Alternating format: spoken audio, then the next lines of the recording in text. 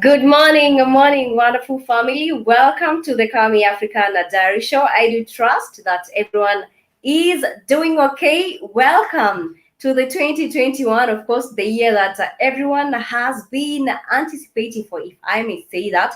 And I can say that everyone has been anticipating for the 2021, considering how 2020 was. 2020 was just a year that, of course, a lot of people would, of course, have accounted major losses, and it's still the same year that many people got to bag in a lot of money. So, of course, it depends on who is you in the society, and of course, what was you definitely doing to either be on the losing side or either be on the winning side. But of course, nevertheless, we are hoping that the 2021 is a promised year. We are hoping for that. And of course, let me wish you once more happy new year. We haven't interacted with the family for quite a long time. Personally, I have been doing okay, and I do trust that everyone is doing okay. This is the Calmie African Diary Show right here on the Black Hot Fire Network media for the 21st century. And even before I could proceed and get to talk about how my December holiday was, considering that we really didn't get to interact with the family much, and that is just due to me. Of course, I was dealing with my graduation. But of course, nevertheless, remember you are tuned to the Black Hot Fire Network media for the 21st century. And of course, you can get to watch some of the videos that you might have missed. I do understand that at some times, this is the time that a majority of you are waking up or rather going to work. You can simply proceed and get to log in at www.blackhotfirenetwork.com, and you can get to take a look at some of the videos, some of the blogs, that have been lined up there for you. You can also proceed and get, of course, to shoot your comments. We really appreciate comments, really appreciate your feedback in terms of what you are doing. You can proceed and get to tell us that. And of course, as we are proceeding with the show, that is the Calmie African Diary Show, remember to feel free and give your views in terms of the topic that you do have at hand. But back on the website, remember you can log in. That is what I've earlier on said, www.blackhotfirenetwork.com, and you can of course get to donate to support the network. That is at www.blackhotfirenetwork, and of course you can also like and share the videos that you have watched. Remember, here we always talk about facts. We always talk about what is happening, of course, and not only in Africa but in the diaspora as large, because I do understand that we do have something in common that is affecting, of course, the Black community, and not only the Black community, Africa at large, and also okay, let me just say the Black community at large. We do have something that gets to affect us all. And also, as much as we do get to talk about some of the vices that do get to affect us, we also get to dwell much on some of because they say that anything that has a disadvantage, definitely there is some advantage to that. To those who are listening to the show, remember this is the Calmie African Diary Show, whereby we interact every Monday, Wednesday, and Friday right here on the Black Hot Fire Network media for the 21st century. Remember, we can get, of course, to be interacting with me. That is on the live chat. We really appreciate that. To those who are watching the show, to those who are also tuning in from different parts, we really appreciate you taking your time and joining us here. This is the Calmie African Diary Show right here on the Black Hot Fire Network. And as earlier on I had said, I do trust that everyone is doing okay. And let me just proceed and share one fact. There is this one fact that I stumbled upon in terms of culture. We have always been talking about culture. Culture is something that will be here with us for quite a long time. And when I'm talking about culture, there are different versatile cultures that you can get not to even finish. Even if we started talking about today and got to finish about them in the end of the year, they'll still be here with us. There's this one fact, and this reminds me of the fact that, during the festive season, actually, it was all about Christmas. Even on the local television, I could see that they have come about with the Santa Claus and things like that, all that theme, all these Christmas stories that we all get to hear about. They had the baby Jesus and things like that. And I got to ask myself that there's just one thing that we Africans get to do. We really don't get to dig in and come about with our own religion, with our own way of celebrating some of these festive seasons. For example, whoever sat down and wrote the calendar, favored themselves because they knew that at a particular time of the year, this is the time that people need to do this and this. But if I compare back then in time, I'm like, our forefathers, they used to, count days in terms of, maybe in terms of taking a look at earthly things. For example, the use of the moon. They'd be like, at the beginning of the half moon is when we'll have this and this. And people will be very keen, with nature. It was all about counting on nature. But right now, Christmas was just crazy. Everyone is just all about, it's like a tradition that has been passed of course, with the African family. And that is why today I want to briefly talk about the Mugumo tree before we even get to venture to or that is on the topic of the day. The Mugumo tree is actually, the word Mugumo is a Kikuyu name, actually, and it comes from the Kikuyu community. And it is a special sacred tree, in Kenya. I believe that, yes, it is found in Kenya. And this name Mugumo was inherited from the ancestors. Take a look at this. This was inherited from the ancestors back then in time, back then during the days. Of course, I can't even get to know which time it was, but this actually dates back way back. And we still have the Kikuyu community get to the Mugumo tree, worship it. And for some reason, this Mugumo tree has survived the ages. Let me tell you, if you go to the Kikuyu community, a Mugumo tree is a tree that is considered to be sacred. And this is because the forefathers used to worship, of course, under these trees. They used to pour libation.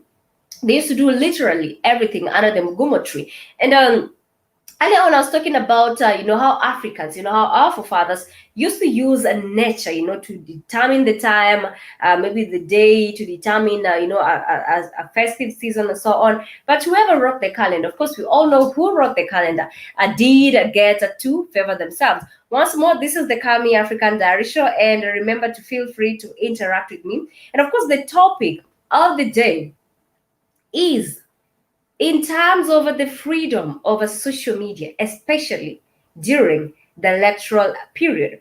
Of course, different African countries have been affected with the internet shutdown from time to time. We do have some countries that have banned maybe the use of a Snapchat, the use of a TikTok for various reasons. Some time back, I do believe in the States, I don't think in the States TikTok is still there. I don't know. I haven't followed on that. But there was a time that Trump also, of course, was thinking. I think he banned the TikTok in States, but I don't. I didn't just get some clear information on that. But of course, we'll get to that is I'll get to dig in more and take a look at why is it that certain leaders, some of them, they may not be doing it directly, but they are doing it low-key. Why is it that right now there is a surge of internet lockdown? Why is it that right now there is a surge on how you get to use internet in some countries? Actually, as we'll proceed with the show, in some countries you have, of course, to actually have a permit for you to access internet. And I recall the last time we were in Uganda, and really need to make some communications, and it took us a lot of time actually to get and locate a cyber. And of course, going to this cyber, there's some rules that have been set there, as opposed to if you come to Kenya. Actually, if you come to Kenya, the use of a cyber is just all over. I'm not saying that Kenya has not a limited the use of social media. Of course, as much as we keep on saying that we do have the freedom of social media, I can say that still it reaches a certain point whereby there is a total internet lockdown, especially during the electoral, of course, a period. And of course, stick by. This is the Calmie African Diary Show. We will proceed and get of course, to enlighten you on what is really happening in different African countries. Is this really the way forward that different African leaders are taking? Of course, this is the Calmie African Diary Show, right here on the BLACKHOTFIRENETWORK Network.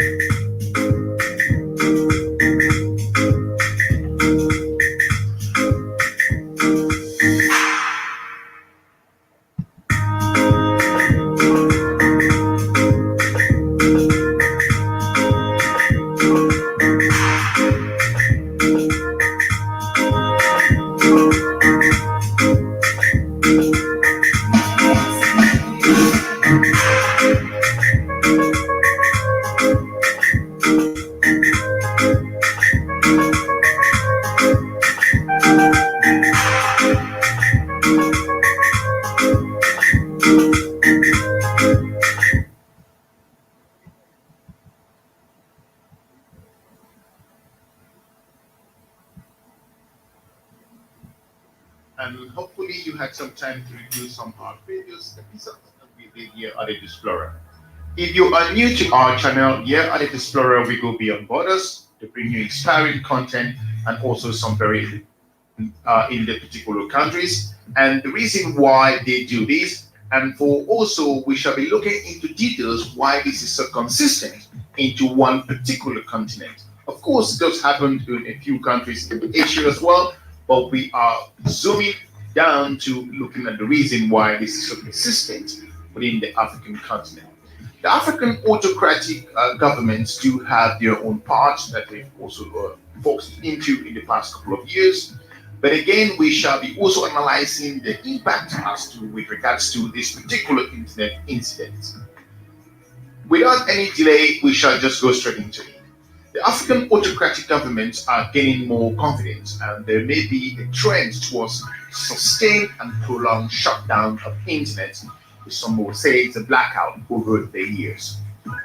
In an election campaign that has been marred by violence and intimidation in most regional or African nations, for example, Burundian government decided to add cherry on top by disconnecting the internet for its citizens during the polls. This fact of internet disruption has become a notable trend in African nations that are considerable dictatorships. Using the Economist Intelligence Unit for Democracy Index, it is noteworthy that over 22 African states that have disrupted internet connectivity in the last 5 years, that's just 77% are listed as dictatorship, while 23% are considered as partial democracies. The internet and popular social media platforms include Facebook, WhatsApp, Twitter, and also that includes other different platforms, are used as methods to disseminate information and plan and coordinate protests. Therefore, most dictators shut down the internet in the most critical times to ensure democracy dies in the darkness. It is noted that those dictatorships that do not implement internet shutdowns are mostly countries where the fear of the regime runs so deep that the idea of protesting is unformidable. Countries that fall under these descriptions include countries like Rwanda, Eritrea, Djibouti, where the fear of the regime runs deep, or there are internet controls measures rendered ordering over the internet disruptions unnecessary. Autocratic nations in Africa with long surviving serving leaders have notably ordered more internet disconnections or disruptions in recent years. In 2019, of the 14 African leaders who had been in power for 13 years or more, 79% ordered shutdowns. Those shutdowns were ordered during election periods and public protests against government policies. Those leaders incumbents, for example, include Equatorial Guinea, Teodoro Obiangema Basongo, that's been in power for 39 years. Cameroon's Paul Biya has been in power for 36 years. Congo Brazzaville Denis Sassou Nguesso. So from this video, definitely we can get to see that the issue of internet shutdown, especially during the election period, this is due to, most of the time it is aimed against, of course, the opposition expressing their views. Because most of the time, for example, if you are a leader and you have led for, 34 years, 36 years, 40 years, and all these, even 12 years, that is still a lot of years for a leader to lead. And on most occasions, because the people want a democratic, of course, a government. And I believe that it is, the wider democracy actually has long gone among itself. And actually right now, I think that the word democracy means electing our own dictators. Let me repeat that. I've said that the word democracy is no longer, of course, taking effect because the word democracy has simply been nailed down to the fact that this is the time that you get to elect your own dictator. For example, talking about the likes of Paul Biya, talking about the likes of Dennis and so on, these different African dictators who have been clinging to power for decades. It reaches the time of the election period because this is the time that a different let me use the example of a multi-party, the multi-parties. This is the time that people are expressing their views. This is the time that it's more like our government. Let me use the example. It's more like our government and the militants. This is the time that they're like, enough is enough. We want something to be done for the people. This is the time that they get to send all these, articles and different social media platforms. It could be via SMS. It could be via, WhatsApp, via Instagram, via Facebook, and all these, social media platforms as one way of mobilizing the people. But because these puppet leaders, they do not want, that feeling of they do not want that feeling of the uprising of the people. That is why they go ahead and shut down the internet. And as a result, you've seen these leaders still coming into power. For example, there was a time in Kenya, I'm talking about the 2007 post-election violence. There was total blackout. And even communication wasn't that easy. And it only came to resume after votes have been counted. The leader is announced. The leader was actually sworn in. I think almost a few days from that, it was everything was just rushed because there was the unrest of the people. And I believe we are in control of what is happening to us. Because if people took it out there to the streets and be like, enough is enough, if we have woken up to go out there and vote, then we are supposed to be given, we are supposed to be given that freedom, that right, that we have voted and so on. Things need to be done fairly. But of course, at the same time, I can say that as much as the people are in control of what is happening, there are some people that they get paid. There are the same people that they get paid. They'll go out there, mobilize other people, and as a result, you've seen the issue with the post-election violence taking place in different African countries. And still to continue with that, you do have the issue whereby, let me use the internet, not only on the political side, as much as we'll get to continue with the video, not only on the political side, but we have realized that the use of the internet nowadays has been, it has been used to, make the world just a small village. It has just made things to be, you can't get to access anything irrespective of where you are at. If you're in Africa, if you're in the diaspora and so on, you can't get maybe to trade with people. Social media has actually helped people, to get to do business together. It has helped to, in terms of learning institutions, in terms of businesses, in terms of friendship. Because right now I can tell you for sure that a lot of youths, they get to interact more on social media. So you can imagine during this impromptu internet shutdown, that many businesses, they do come to a halt,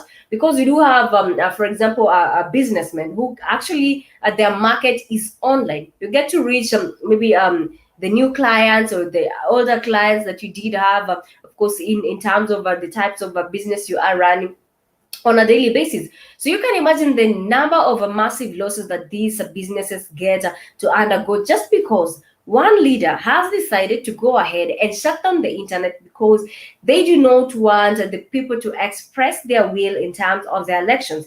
And that is why we do have some African leaders clinging to power for quite a long time. And I'm talking about the likes of Uganda. Uganda is set to have its election on, I think, on Thursday. And right now, there is the rumors that the internet is definitely going to be shut down. And, when asked, these leaders are like, we're shutting down the internet because we do not want propaganda, to get to circulate. And we do not want the issue with election violence to be on the rise.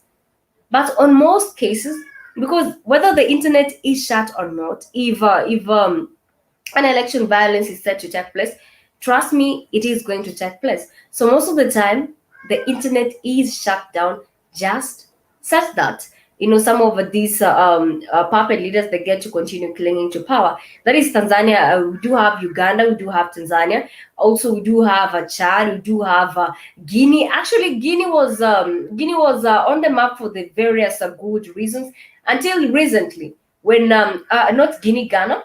It was on the map for good reasons until recently, when it did have elections. And also, we did get to see that it experienced that internet shutdown. Of course, let's get to proceed with the video. And remember, this is the Calmie African Diary Show right here on the Black Hot Fire Network. I've been in power for 34 years. Uganda's Yoweri Museveni been in power for 33 years. Sudan Omar al-Bashir, former president, was in power for 30 years. And Chad Idris Deby is currently in power for 29 years. Algeria's Abdelaziz Bouteflika, that was over 19 years. And also Mauritania's Mohamed Al Abdelaziz for 19 years. And you do have the DRC Congo, who just left Joseph Kabila, was for 17 years.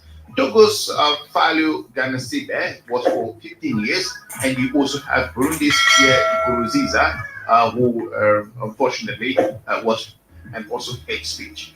Internet shutdown, therefore, find themselves closely placed with crucial events like elections.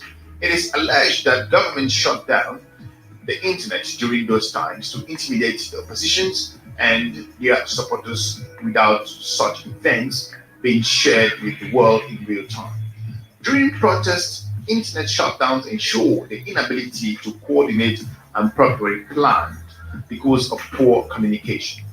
Internet shutdown do not only affect democracies or democratic space in those countries, they are implemented, for example, they deal a heavy blow to the economy as well. A report cited that despite how small or how short-lived the internet disruptions are, their effect lasts long enough to, once reconnected, to impact the economies of those particular countries. In 2019, it was projected that if five of the countries with scheduled pools shut down their internet for at least 5 days each, limiting access to applications like Twitter, Facebook, WhatsApp, and economic and other different platforms, the economic cost will be running into billions.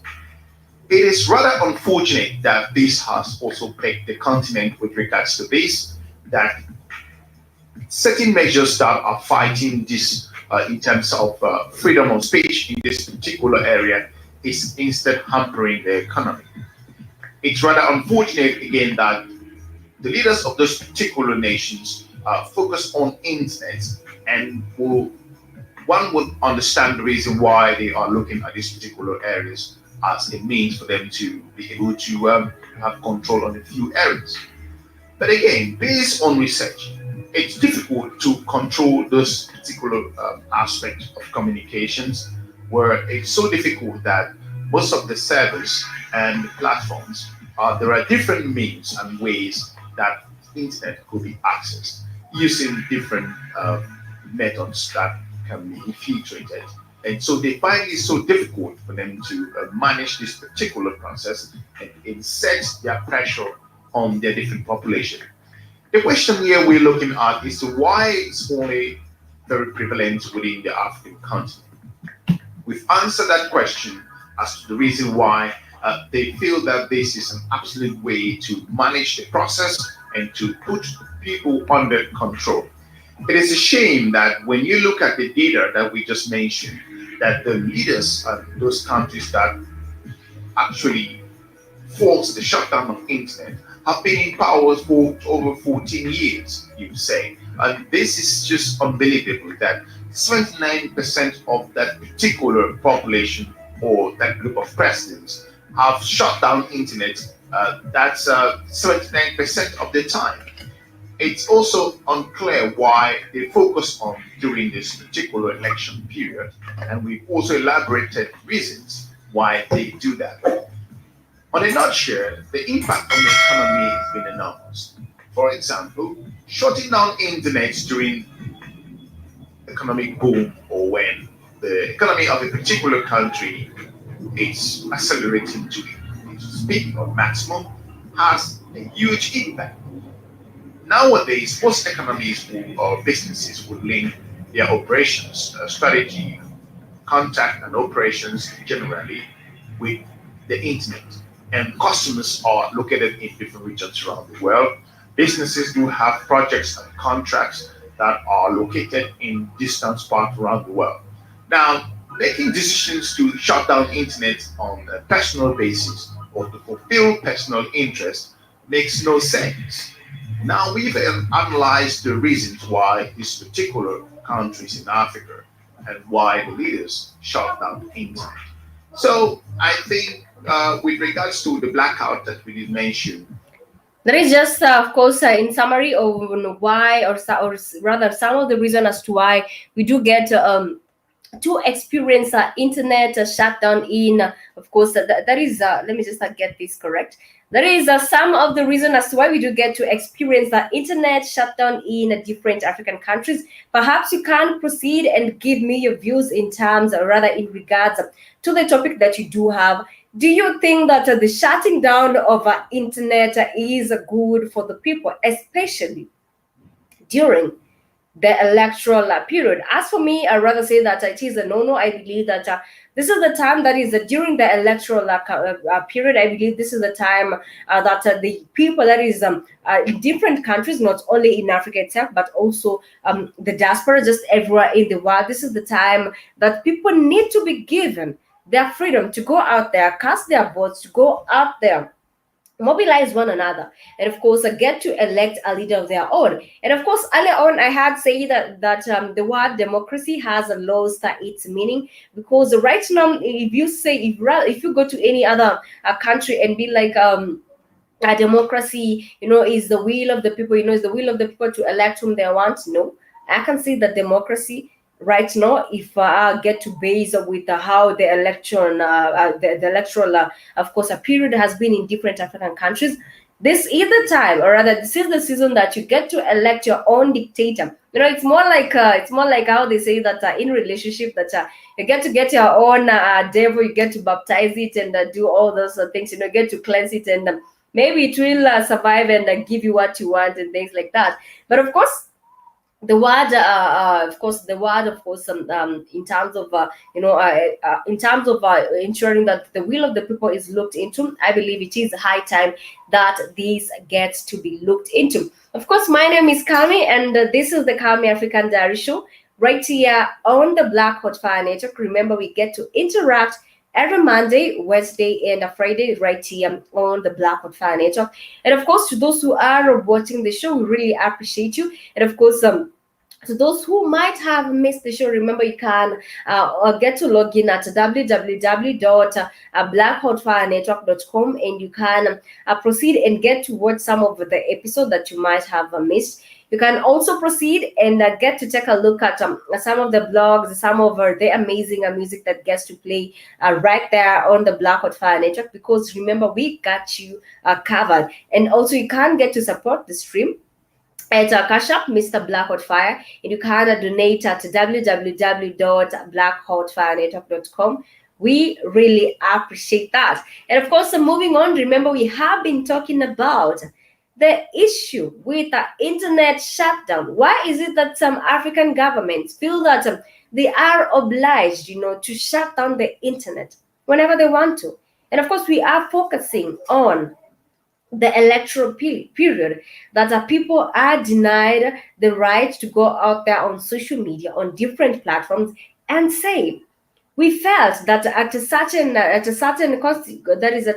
maybe location, that votes were stolen, that people can't go on social media and say, maybe we felt that maybe the officers in charge did this and this during this during this campaign, or rather during the counting of the votes.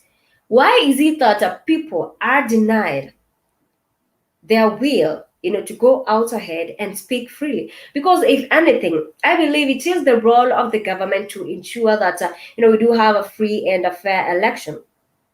Also, there's this issue whereby people feel like that is in terms of the government. That is when a government is asked, why is it that they get to shut down internet? They have talked about the issue with political instability. They have talked about the issue with trying to curb a possible post-election violence.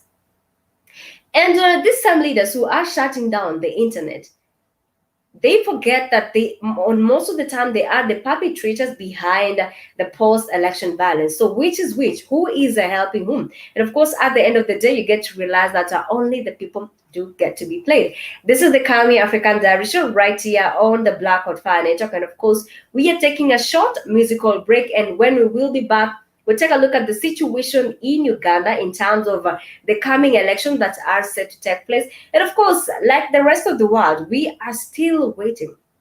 Is Museveni still going to take that seat? Because let me tell you one thing. There isn't, that one person that people get to love so much that they want you to still, stay in power, that the people just do not want you to get out of power and things like that. We'll take a look at that. And of course, we are waiting on a Thursday. That is the day that they'll get to vote.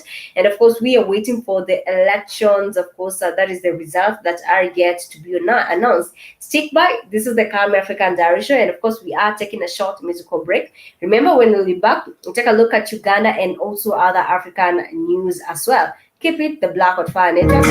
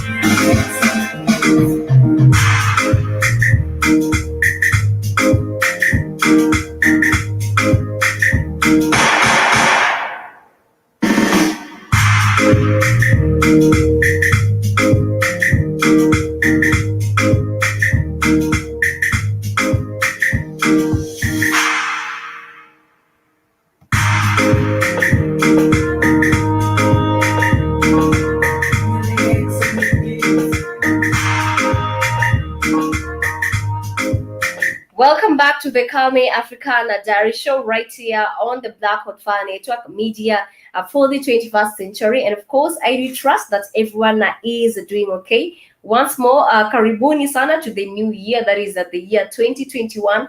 And of course, like I've said, this is the year that we are anticipating for a better tomorrow. If things didn't work out on 2021, remember every moment on earth actually ticks, because I've come to realize that life and the clock, they all go hand in hand. Every moment the clock ticks, it means that we are approaching a different time. So of course, get to maximize on that. And if the year 2020 didn't work on you, or if it did get to work on you, still keep pressing on. Let's take a look at what is happening in Uganda. In that, Facebook has actually shut down dozens of accounts, aligned to the Uganda's ruling party nation resistance movement. Okay, wait a minute. Why is it that, earlier on we have been talking about the fact that, the freedom of the media is limited to the people, especially during the electoral, of course, period. And yes, we have talked about the possibility of a post-election violence, but what we are missing here is that most of the time when these post-election violence do get to happen, some of the perpetrators behind this happen to be these same leaders. And let me just proceed with that. Okay, this is because the party, or rather in terms of in Uganda, it has accused the accounts of seeking to manipulate public debate ahead of Thursday's general elections.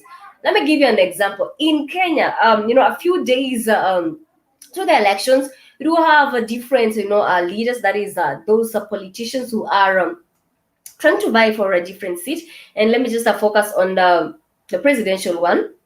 This is the time that you get to be interviewed by the people, by the people sometimes, different bodies chosen. Also, news presenters get to interview you. In summary, different bodies have been aligned, to interview you, get to know your views on certain things and matters. And it is just like any other process. I've seen also that get to happen in the US, that you get to be interviewed. People get to go on social media, give their views, to be like, we think so and so isn't going to deliver, so and so is going to deliver. But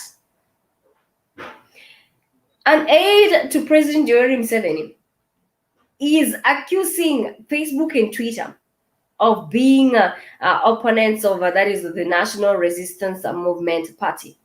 And let me just get this correct. In summary, let me just get this in summary. The issue whereby that Facebook now is being shut down, that is, dozens of accounts are being shut down. You can't go out there give your views in terms of how it is.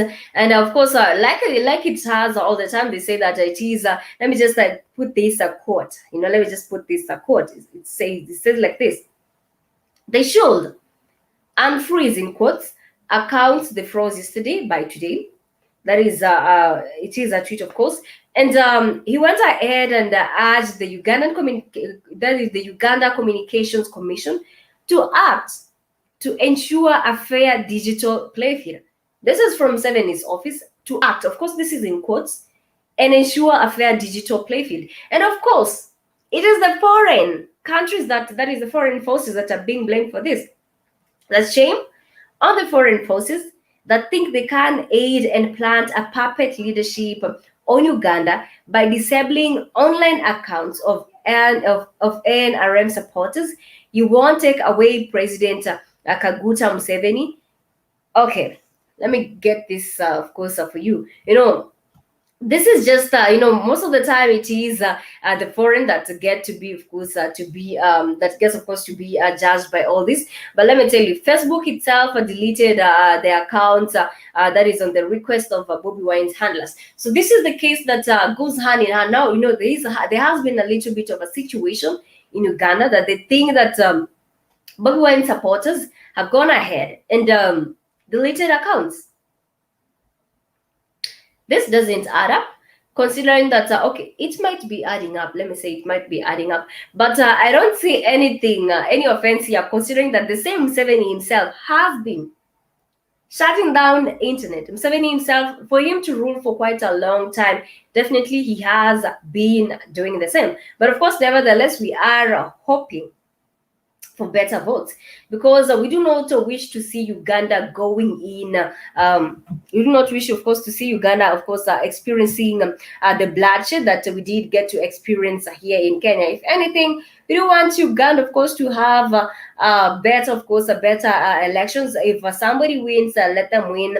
If somebody loses, let them get to agree to the fact that yes, they lost, and it is high time they get to go home, or it is high time they get to do away with politics. But that is the situation, of course, in Uganda. But of course, still in Uganda, there has been a situation whereby the Ugandans are warned not to eat dead fish, and of course there has been, of course, the surgeons of dead fish making their way to the shows. But it is crazy what is really happening to the marine life in Uganda. And we all know that Uganda is blessed in terms of the fresh, of course, fish and things like that. They are blessed in terms of their agriculture sector. So for fish to just, dead, a lot of dead fish, of course, to find their way on that is floating on water. This is quite not good, considering that many people, will be drawn to free food. So of course, I believe that in terms of agriculture, that is the government of Uganda should really be keen in terms of what is really affecting, that is the fishing sector in Uganda. And of course, samples have been taken to the laboratory to determine what is happening. But of course, there has been accusation that there is a drop in oxygen levels in the lake. But on most occasions, if you get to see this, on most occasions it is that either something has been dumped in the water, and as a result, the marine life cannot survive to that. But of course, let's hope that a situation is going to be looked into, considering that different African countries also depend on marine products, all the way, of course, all the way to from Uganda. And of course, moving on from that, let's take a look at what is happening. Of course, what is happening in of course, what is happening in Nigeria. Nigeria is also counting cases. That is a lot of COVID-19 cases. And of course, there has been this debate in terms of the COVID-19 vaccine. If you ask me, it is turning out crazy. And some time back, Kid had talked about this actually, that they'll come about with COVID. Just get this correct.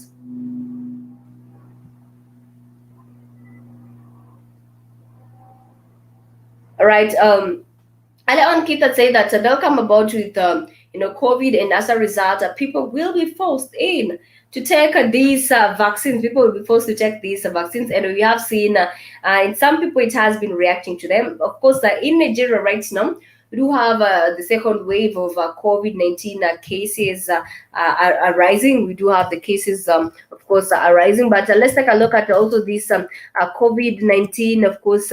COVID-19, of course, vaccine in also Africa, not only in Africa, because it has been witnessed also in of course in different European countries at large. But of course, it is a situation that needs to be looked into. Different African countries are already, or rather they are on their way to purchase some of these vaccines. For example, in Kenya, they say that come the month of May,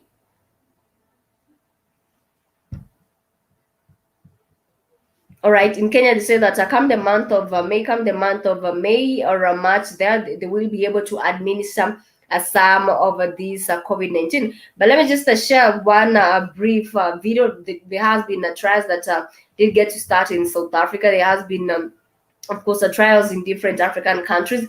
And of course, right now, Nigeria is experiencing a surge in COVID-19. But let's take a look at the situation in terms of the vaccines availability in Africa, as we are almost coming to the end of the show. But of course, remember, in Nigeria, they are counting the surge in COVID-19, of course, in their country. And we all know that Nigeria is actually overpopulated, and sometimes some of what you get to read on the news isn't quite correct. But let's take a brief at this, as we are almost coming to the end of the show. That is in terms of the updates on what is happening in different African countries.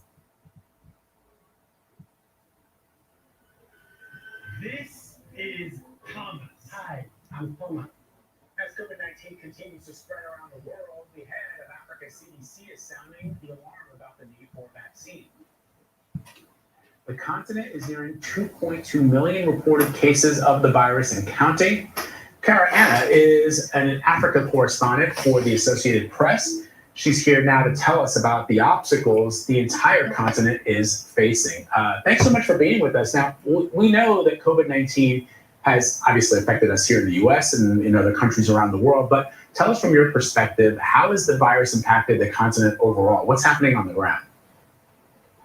Well, keep in mind, this is a continent of 1.3 billion people, 54 countries. And so when you try to give a snapshot of a continent like this, it's certain countries have, a lot of cases, such as South Africa and some of the North African countries. And then some countries really have a relatively low number. I guess the overall, I should say, is that the continent has done better than people have expected. They had the really strict early lockdowns, but they ended up hurting the economies here. And so as cases begin to rise again, you don't really see the movement to do such strict lockdowns again. One thing here is that testing remains low. So when you look at case numbers, you have to keep that in mind. There have been about, as you said, 2.2 million confirmed cases and more than 50,000 deaths. So, here the whole talk is about how quickly we can get this vaccine out and how, the time frame is sort of breaking records. A vaccine has never been developed in such a short period of time. And then we hear from your reporting that the head of Africa CDC said a COVID-19 vaccine might not be available in Africa until at least the second quarter of next year. What is holding things up and what are governments doing about it? Well, they're trying. I mean, they're trying on all fronts, but they have been warning for months that they're very worried that Africa is going to be at the back of the line, so to speak, for vaccines. Just that, countries were near the back of the line for things like COVID tests. And then going back a bit further in history, they have the really scarring memories of the continent being last in line for HIV drugs, affordable HIV drugs. And the Africa CDC director in particular has said that, the memories of watching millions of people die waiting for HIV drugs to be available. This time around with COVID, they just don't want to see this happen. But the thing is, they are reaching out to, they said they're speaking with China, they're speaking with Russia, they're, encouraging countries to sign up for this COVAX initiative. Any way possible to get vaccines to the continent, really. But actually, the Africa CDC earlier today had a briefing saying, in fact, Africa perhaps might not even see vaccines before the second quarter of next year. So they sort of pushed it back a bit. So there is a lot of concern. Another concern, Cara, as you know, health officials are also saying that about 60% of the population would need to get vaccinated in the next 2 to 3 years to create herd immunity. When I was a foreign correspondent based in Nigeria, one of the hardest stories I ever did was on folks, we have anti-vaxxers here in the United States, but in Africa, it's generally a much different situation because living conditions there are sometimes inadequate, and people who resist getting vaccines for a variety of reasons put the rest of the population at risk. Is that also something that is being considered? Actually, the WHO Africa team had sort of a briefing not too long ago this afternoon on misinformation, on the threat of misinformation. That people acknowledge that, yes, in general, people in Africa are more accepting of, getting the childhood vaccinations and so on. But they are worried about strands of misinformation that are coming from places like, they said, the US and the UK, and they are people in countries such as Kenya, Nigeria, South Africa, places where the internet is especially, probably the most developed and widespread. That sort of information is starting to to take off in certain cases. And so they are just really worried. And I believe someone from the U. Okay, that is just a brief on in terms of COVID-19. But as much as there is the issue with the misinformation on a different social media platforms, I do believe that we haven't really done a lot in terms of ensuring that people are briefed in terms of these vaccines. Because talking about misinformation, we have talked about it reacting to other people. I can definitely say that is not a misinformation, because we do not know what is in these vaccines. But this is just this is just an alarm, because the different African countries think that the way forward for COVID-19 to end is for them to administer these vaccines to their people. And earlier on, in terms of the updates that are happening in Africa, I had just briefed you on the situation in Nigeria, that Nigeria right now has accounted, of course, an increase in number. That is an increase in numbers in terms of COVID-19 cases. Kenya is also counting that. In Nigeria, it is 100,000 mark has already been reached. Of course, this isn't good news. And as a result, the fact that these numbers are increasing on a daily basis, this is the same reason as to why people are now stressed. This is the same reason as to why people are scared. They really now want this vaccine. Some people want these vaccines as one way of not to be counted on those who have died due to COVID-19. So I can say that at some times, we do have the case whereby numbers are just increased by the same government, because that a different, that is, the World Bank gets to give money, to different, African nations for them to fund this COVID-19. But of course, to sum up all these, let me just use the term crazy things in terms of COVID-19, is that I believe the government should come about with the right numbers, such that they do not end up inflicting a fear to the people. Because the moment people get to see that the numbers are increasing on a daily basis, that is the same reason as to why the people will maybe want the vaccine on a rise. And of course, we never know some of the side effects for these vaccines. And of course, social media has also played a great role in terms of telling the world what is really happening. But of course, nevertheless, we are hoping for a better 2021, not in terms of the vaccine, because I'm also against these vaccines, but we are hoping for a better 2021, because right now people will be forced, to take some of these vaccines. And of course, we are yet to sit and wait and see what is the way forward, because right now they're saying that it will be made mandatory for you if you want to travel to any country. It will be made mandatory for you to have maybe a document indicating that you have this vaccine. So of course, it will be forced on the people. But of course, nevertheless, we are yet to sit and wait and take a look at how really things are going to run. But of course, moving on, we are coming to the end of the show, and this has been the Calmie African Diary Show. We have a focus on some of the issues that do get to affect us, especially different African countries. And we have a focus on the fact that the use of social media during the election period is highly limited in different African countries. And I do believe that you have learned a thing or two in that. And of course, we have come to a conclusion that it is better that the same government that is coming about with ideas that they are trying to curb the issue with post-election violence, the issue with malicious messages, circulating on social media. I believe the same government should play a vital role in ensuring that the freedom of the people is looked into, because at the end of the day, they are ruling the same people, and they all want that these same people should get to abide by the rules that the same government gets to set to them. And of course, we have also taken a look at the situation in Uganda in terms of accusations between Bobi Wine supporters and Museveni supporters.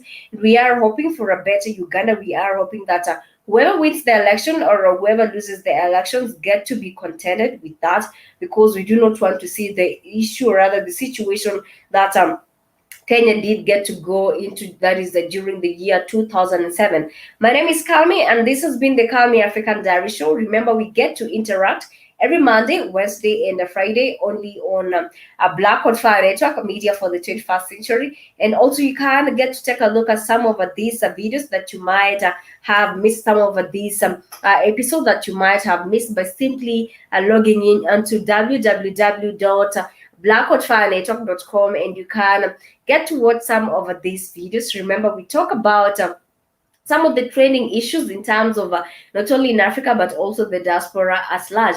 You can also get to enjoy some of the amazing music that gets to play right here on the Black Hot Fire Network. And of course, last but not least, you can kindly like and share the videos and support the stream at Cash App Mr. Black Hot Fire Network. And of course, you can simply donate at www.blackhotfirenetwork.com. And of course, keep it a Black Hot Fire Network. We do have other shows as well right here on the Black Hot Fire Network media, of course, for the 21st century. And of course, remember to stay safe. Remember, remember to be of course on the limelight in terms of what is happening, of course, around you. On the 14th of January, we are looking forward to see the 2021 Uganda general election. And of course, like I've earlier on said, we are wishing them the best. We have seen that things have not been quite easier on different supporters. Some people have been of course have been they have lost their lives in the process. Some have also come, of course, maybe to live with the consequences of being supporters. But nevertheless, keep it a Black Hot Fire Network media for the 21st century. And my name is Calmie, and this has been the Calmie African Diary Show.